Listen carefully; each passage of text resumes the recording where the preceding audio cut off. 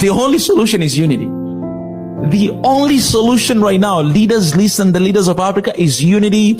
Africans listen.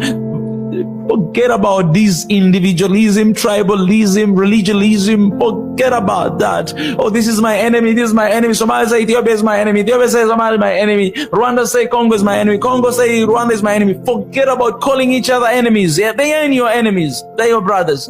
And we must realize that sometimes you might have a brother who is your enemy. You know that in a family, man. Not all the time, we get along. We don't get along in a family, but it's still a family.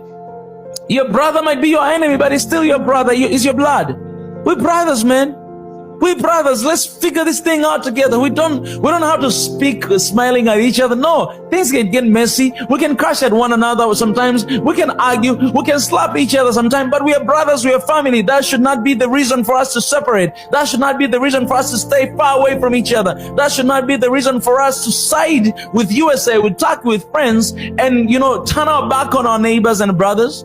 Because we're just feeling like right now I don't really like you. No, we are family, we are brothers. Whether you like it or not, we brothers. We share the same blood, we share the same continent. We're stick together here for good. And don't tell me that you're not an African. Get out of this continent. Take your country out of the continent for you to be non-African. As long as you're in these borders of Africa, you are an African, and we are stuck in here together.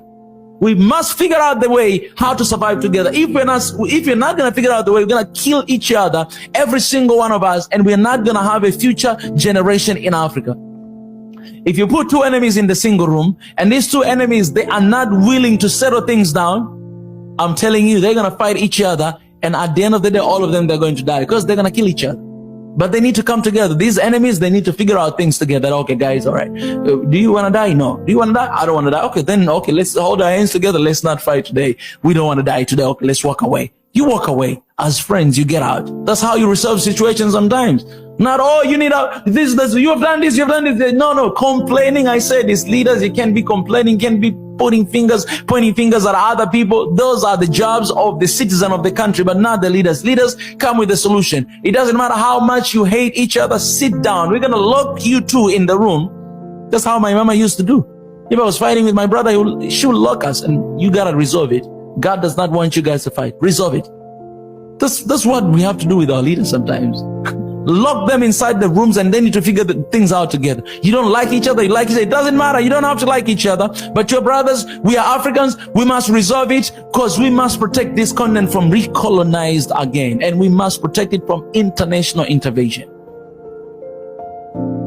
Let's not welcome them. Get that, guys. We are not enemies. Even if we are enemies, we are still family. You understand that? Even if we are enemies, we are still family. And we must figure out the way how we can work things out together.